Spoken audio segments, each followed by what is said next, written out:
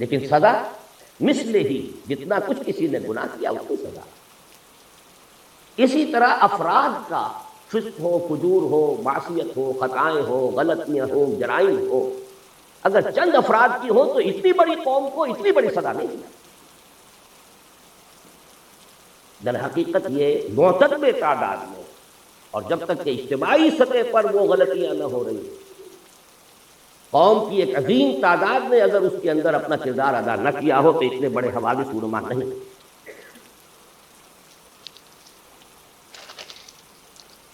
لیکن جب پھر سزا آتی ہے تو چوتھا قانون یہ ہے کہ پھر گیہوں کے ساتھ گھل بھی پستا۔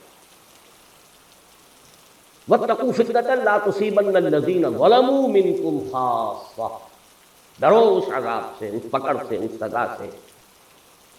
جب اجتماعی فساد ہو گیا تو جو لوگ فساد میں خود ملوث نہیں ہیں وہ بھی مجرم ہیں، انہوں نے روکا کیوں نہیں؟ لہذا پھر جب سزا آتی ہے تو پھر اس میں چاہے وہ گناہ میں اور اس جرم میں شریک نہیں بھی تھے وَاتَّقُوا فِتْنَةً لَا تُصِيبَنَّ الَّذِينَ ظَلَمُوا مِنكُمْ خَاصَّةً۔ پانچویں بات یہ کہ جہاں تک اس قسم کے حوادث کے آخری سٹیجز کا معاملہ ہے اس میں یقیناً کچھ افراد نمایاں ہو جاتے ہیں۔ وَالَّذِي تَوَلَّىٰ كِبْرَهُ، وہ شخص کے جس نے سب سے بڑا گناہ کما لیا، وہ بھی ہوں گے۔ لیکن بہرحال یہ نہ سمجھیے کہ یہ در حقیقت صرف چند افراد کی، چند لوگوں کی سازش کا نتیجہ، اتنی بڑی سزا۔ اسی طریقے سے یہ بات بھی نوٹ کیجئے، کتنا بڑا 93,000 ہمارا کڑیل جوان قیدی بنے۔ سابقہ امت مسلمہ کی تاریخ میں 587 قبل مسیح میں نیبوکڈنیزر نے جو تباہی مچائی تھی یروشلم میں، 6 لاکھ کو قتل کیا اور 6 لاکھ کو قیدی بنا کر دیا۔ شاید تاریخ انسانی میں اتنی بڑی تعداد میں لوگوں کو قیدی بنا کر اور ایک ملک سے دوسرے ملک میں نہیں لے جایا گیا ہوگا۔ 6 لاکھ کو بھیڑوں بکریوں کی طریقے سے ہانکتا ہوا لے گیا ہے بیبیلونیا، عراق۔ لیکن میں نے ہمیشہ تجزیہ کیا ہے 6 لاکھ میں 93,000 یا 1 لاکھ جوان نہیں ہوگا، اس میں بوڑھے بھی تھے، بچے بھی تھے، عورتیں بھی تھیں۔ ہمارا 93,000 کڑیل جوان گیا، سپاہی سے لے کے جرنیل تک۔ اتنی بڑی شکست، اور یہ بھی نوٹ کیجیے یہ کوئی فوری بات نہیں ہوا کرتی، بات طویل ہوتا ہے۔ اللہ تعالیٰ مہلتیں دیتا ہے، اللہ تعالیٰ موقع دیتا ہے۔ یہ تو جب تک کہ پے بپے لگاتار جو غلطیاں نہ ہو رہی ہو اور جرائم نہ کیے جا رہے ہیں اس وقت تک کتنی بڑی سزا نہیں۔ اللہ تعالیٰ کے عدل سے، اللہ کے فضل و کرم سے، اللہ کے رحم سے، اللہ کی شان غفاری سے یہ بالکل بڑی ہے۔ جو حوادث اس وقت پیش آئے ہیں جن کو کہ ہماری طب کی اصطلاح میں، میڈیکل ٹرمینالوجی میں ایکسائٹنگ حادث کہا جاتا ہے، اس کا کوئی تذکرہ آپ جنرل انصاری صاحب سے سن چکے ہیں۔ حمود الرحمان کمیشن جو کہ جس کی رپورٹ منظر عام پر نہیں آئی، اس میں بھی اسی قسم کے حالات ہی سے ظاہر بات ہے کہ گفتگو ہو سکتی ہے۔ میں نے جو قرآن مجید کے ان موضوعات سے متعلق اللہ تعالیٰ کی جو سنتیں ہیں، لن تجد لسنت اللہ تبدیلا، جو آپ کے سامنے رکھی ہیں، ان کے پیش نظر میں ذرا ایک طویل اور گہرا تجزیہ آپ کے سامنے رکھا ہے۔ یہ ہماری قومی غلطیاں ہیں، ہماری اجتماعی غلطیاں۔ بڑی پیاری بات کہی ہے جنرل صاحب نے کہ ہمیں یہ اب بھی ہمارے صحافی دھوکہ دیتے ہیں کہ وہاں تو محبت ہی کے زمزمے بہ رہے ہیں، وہاں جو نفرت پیدا ہو چکی ہے، اتنا عظیم انقلاب جو آ چکا ہے، اس کی صحیح خبر یہاں دی نہیں۔ گئے اور جا کر چند دعوتیں کھائیں اور چند لوگوں سے ملے اور محبت کے زمزمے یہاں سے سنا دی۔ اللہ کا فیصلہ، نفرت کی یہ انتہا، رونگٹے کانپ اٹھ کھڑے ہو رہے ہیں، آدمی کا دل لرز جاتا ہے۔ اور اتنا بڑا انقلاب، سن 46 میں 95% سیٹیں مسلم لیگ لے رہی ہے، کل 8 برس۔ سن 54 کے الیکشن میں 300 میں سے 10 سیٹیں، 290 لے گئے۔ کچھ تو ہوا، کوئی قیامت تو بپا ہوئی۔ یہ انقلاب عظیم کہاں سے آیا؟ جس شہر میں مسلم لیگ کی تاسیس ہوئی 1906 میں، کتنا بڑا پروونس یونائٹڈ بنگال، اور طویل ترین عرصے تک مسلم لیگ کی منسٹری رہی. وہاں کے عوام کیوں آخر اس درجے آ گئے کہ اٹھا لو پاندان اپنا، میں باز آیا محبت سے. کوئی کرتوت ہمارے ہیں نا، کوئی جرائم ہمارے ہیں. اگر ان کو نہیں سمجھیں گے تو آئندہ بھی تاریخ اپنے آپ کو دہرائے گی. اسی لیے میں نے آیت سنائی ہے آپ کو. خصوصی میں نے ریکویسٹ کی تھی کہ یہ سورہ بنی اسرائیل کا پہلا رکوع یہاں پڑھا جائے، لیکن کریں کیا، زبان یار من ترکی و من ترکی نمی دانم. آپ کو کیا پتا کہ کیا پڑھا گیا اور کیا آپ نے سنا. عسیٰ ربکم ان یرحمکم وان عدتم عدنا.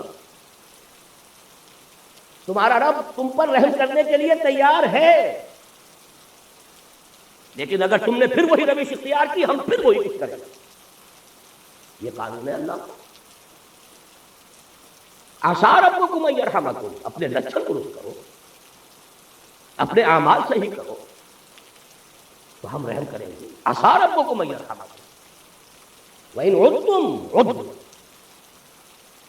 پھر ادا کرو گے، پھر وہی کچھ کرو گے، ہم بھی وہی کچھ کریں گے جو ہم نے پہلے کیا. وہی سزائیں دیں گے، اس سے بڑے پیمانے پر دیں گے.